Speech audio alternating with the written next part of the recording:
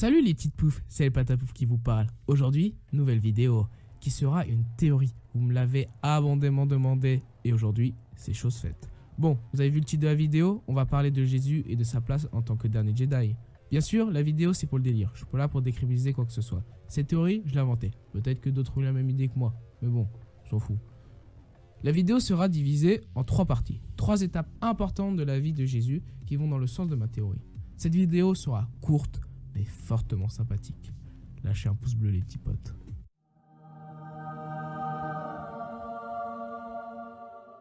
Bon, je vais rien vous apprendre, la naissance du petit Jésus est assez controversée. L'identité du père de Jésus est plutôt ambiguë. Donc, pour la théorie, on va dire qu'il n'a pas de père. Et c'est là où les midi-chloriens vont jouer un rôle important. Alors, qu'est-ce que c'est les midi-chloriens? Bonne question, Jamie. Je vais vous laisser un petit extrait du 3e film donc de Star Wars qui va vous expliquer ce que c'est. Dark Plagueis était un seigneur noir des Sith, tellement puissant et tellement sage qu'il pouvait utiliser la force pour influer sur les midi-chloriens et pouvait créer la vie.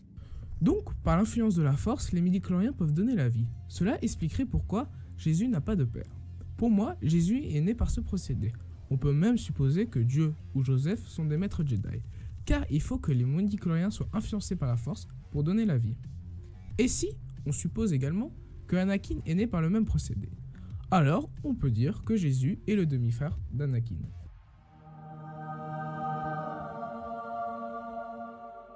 Deux exploits de Jésus vont dans le sens de ma théorie. Déjà de 1 avec la multiplication du pain, qui ressemble étrangement à la capacité des Jedi de contrôle mental. D'après ma théorie, beaucoup d'exploits seraient dus à ce pouvoir. Le deuxième exploit est quand Jésus a marché sur l'eau, qui peut ressembler à la capacité améliorée du double saut. Car oui, les Jedi utilisent la force pour faire un double saut. Donc Jésus n'est pas qu'un simple Jedi, c'est un Jedi surpuissant.